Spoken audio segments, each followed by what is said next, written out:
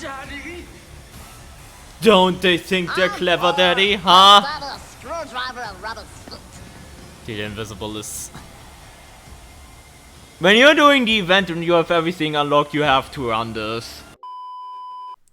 Alright, so it's confession time, where I talk about my sins of not being up to date regarding the Outlast trials, content balancing, whatever the fuck, because I have not corrected a mistake I did over a month ago. Shame on me. Basically, I made a video covering all the amps, and a lot of people pointed out that the invisible amp is quite busted right now, because you can basically hide in front of enemies, and it's pretty hilarious, considering that it only is supposed to make you peek out of hiding spots for free. So I was like, yeah, I'm gonna look into it, do my research, yada yada yada. It never got to that whatsoever. 1 month later now, around-ish.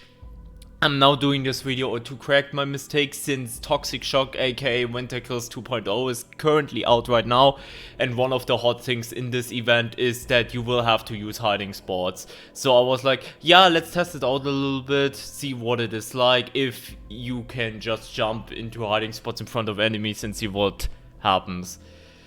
And the results that I found out were like, holy, I did not expect it to work this way, and it is quite broken right now. Not even necessarily balance-wise, but just from how inconsistent it seems to be like. Let me explain what I kinda figured out. So basically, the invisible amp is supposed to make it so if you hide in a hiding spot and you peek out of a hiding spot, let's say out of a barrel, enemies will never detect you if you do that and never get you out of a hiding spot anyways, which by default, I'm gonna establish this right now, by default, if you are in a hiding spot and enemies don't know that you're in a hiding spot because they didn't see you enter a hiding spot, they will never check that hiding spot. Which is, you know, one of the main reasons. I'm gonna go back into that later, that I think it's not as busted as people make it out to be.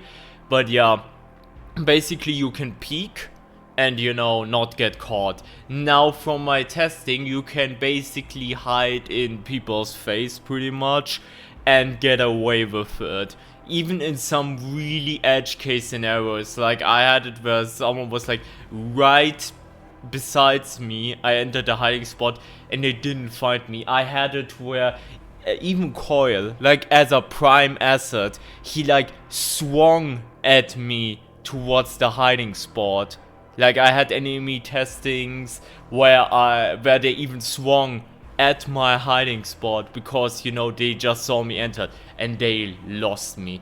However, it still seems also really inconsistent, because sometimes I do kind of the same thing and I'm being caught by them, even though it says on like the show thingy which shows like invisible amp triggered, it says that it got triggered, but I'm still getting caught. So it's like really weird and really, it feels really broken right now.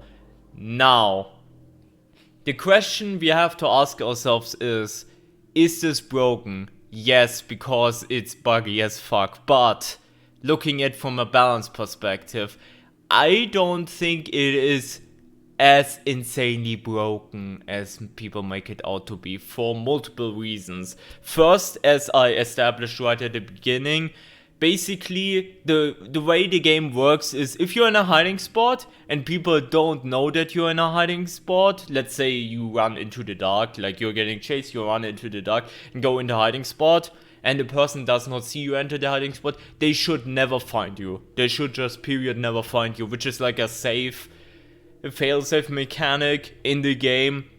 So you don't have it where hiding in a hiding spot is a 50-50, because let's be real, if it was a 50-50, then you would be even less incentivized to use hiding spots. Like right now, it is already pretty much, unless you have specific amps, like let's say hide and breathe, or hide and heal, or hide and restore, you don't really use hiding spots anyways. So there's that. And also, if you think about it, yes, you can lose chases very consistently, which can help you. For example, technically in a speedrun that could help you if, let's say, you do Sabo Lockdown, you do the gen, you're getting spotted, you go into a hiding spot right next to the gen, they investigate right in front of the hiding spots, immediately turn around, check somewhere else, you can continue doing the gen. Like, it has some utility in there. But realistically speaking, you don't really get cornered to a point where you don't need to hide and, then it would even trigger.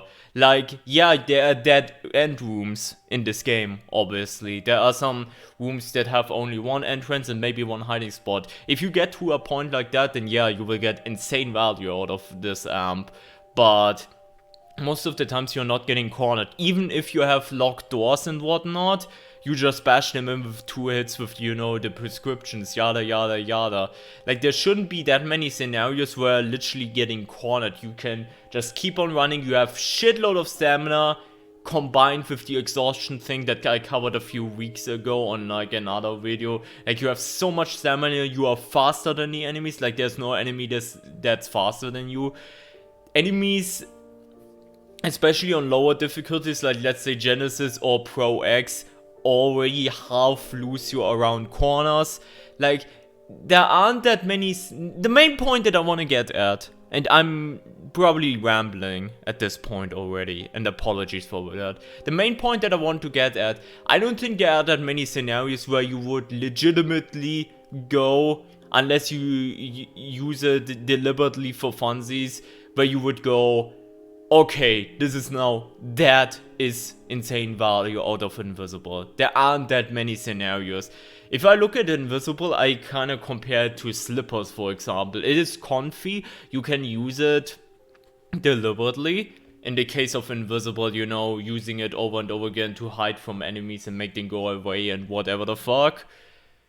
But once in a while, you get this scenario where, let's say you have an enemy right here and you need to step on glass in the darkness and you will have Slippers and you will be like, phew, that was a good Slippers moment. Invisible, in my opinion, is in the same vein as that. That there aren't that many scenarios where you will be like, okay, this is like hardcore value. You can still get a shitload of value. And arguably, I would say arguably, Invisible is, in its current state, if it wasn't for the Inconsistency, probably second strongest amp right now. But I don't think it's, top tier broken like noise reduction is, for example. Now though, what should happen to the amp? In my opinion, they should leave it be and make consistent rules, because let's be real, if they made it so, like, we don't even know if this is a bug or not. So let's say we think about, okay, they should fix it, then it would be, again, the only thing the amp would do is, if you're in a hiding spot, you can peek, and that is not really valuable whatsoever. So I would want amps to have value in every single scenario. I mean, not necessarily in every single scenario, but every single amp at least have some use and some utility. So I would want a version of what it currently does implemented, but with consistent rules. Let's say, for example, you have it so you enter a hiding spot and you have sort of a delay timer until it activates. Let's say 2 seconds. So you enter a hiding spot and after 2 seconds Invisible is active. And if an enemy was chasing you and they would get to the hiding spot before 2 seconds, let's say, then they would still grab you. But after 2 seconds, they would not find you.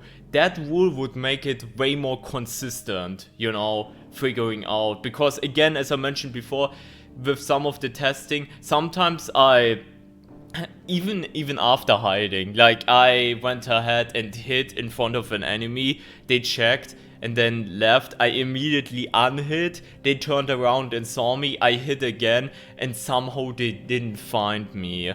But then on another scenario, I went ahead and, you know, also hit right next to them, and then they grabbed me out. Like, there is some inconsistency there. And by making it so I mean, 2 seconds is obviously a number. Like, it can be 3 seconds, it can be 1.5 seconds.